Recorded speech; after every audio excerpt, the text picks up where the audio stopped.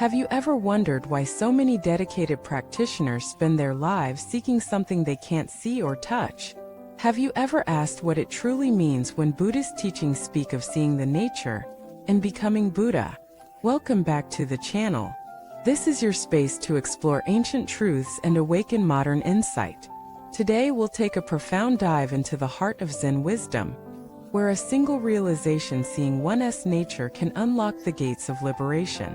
This topic may sound abstract, but it is closer to you than your breath.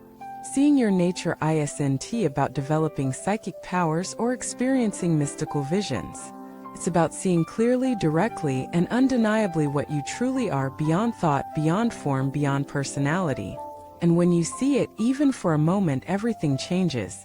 In the Zen tradition, seeing the nature is the direct experience of your original mind, the one that has never been born, never will die, and remains untouched by joy or sorrow.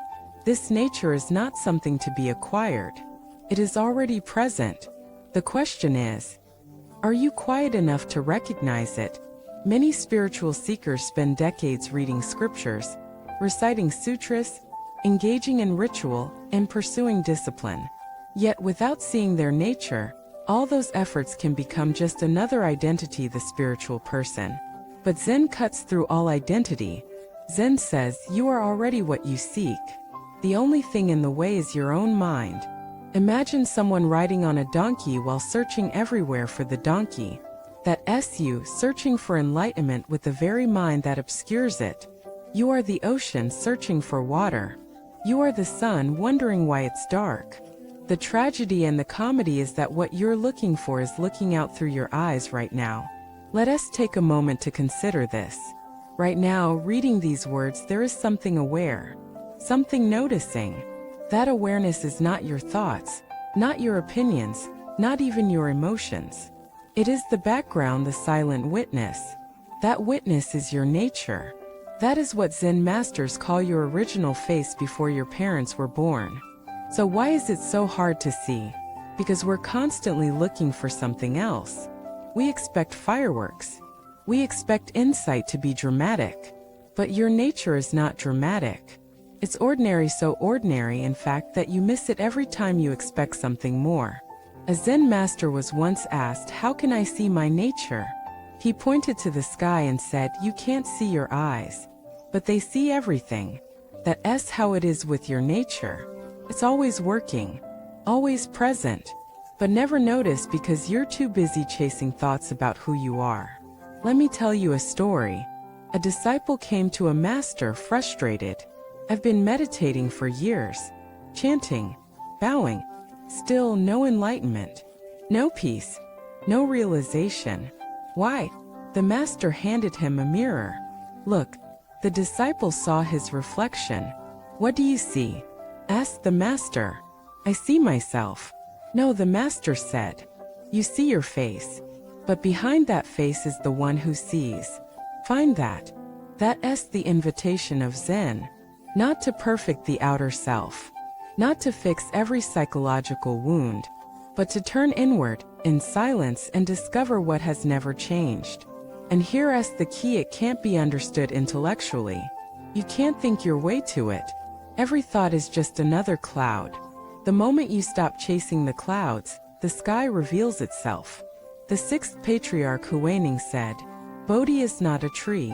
The clear mirror is not a stand. Originally, there is not a single thing. Where can dust alight?" What he meant was this: our true nature is not a thing. It cannot be defiled. It cannot be improved.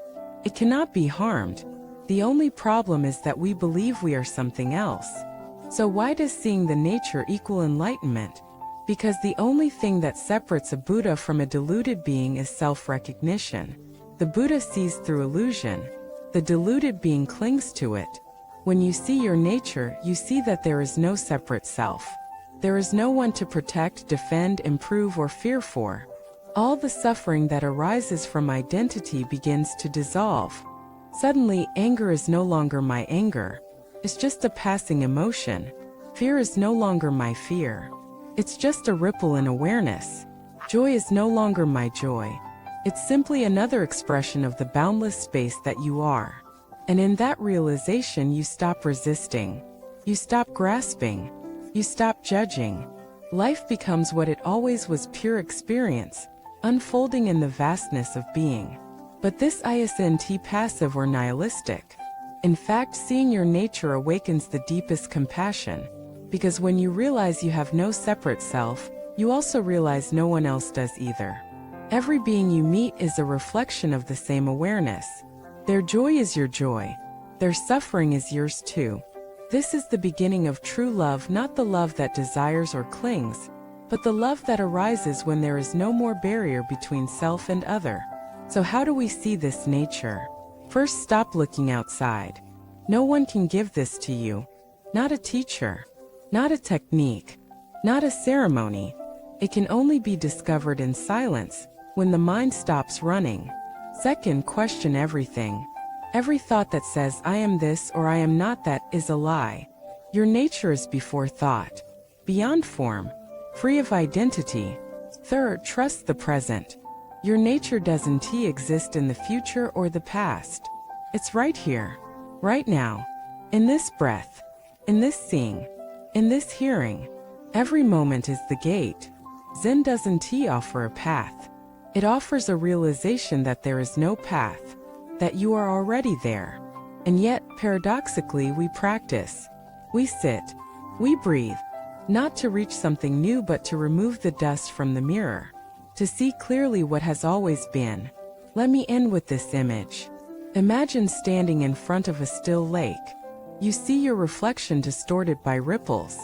The ripples are your thoughts, your emotions, your desires. They aren't wrong, but they obscure your face.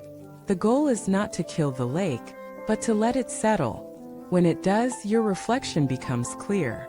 And then, in a flash, you realize you were never the reflection. You were always the watcher. Thank you for watching this video. If this message stirred something within you, take a moment to reflect. Have you been chasing outside what has always been within? Let us talk in the comments. Share your experience. Ask your questions. And don't forget to subscribe, like, and join us again as we journey deeper into the truths that set us free. The nature is not far. It is who you are.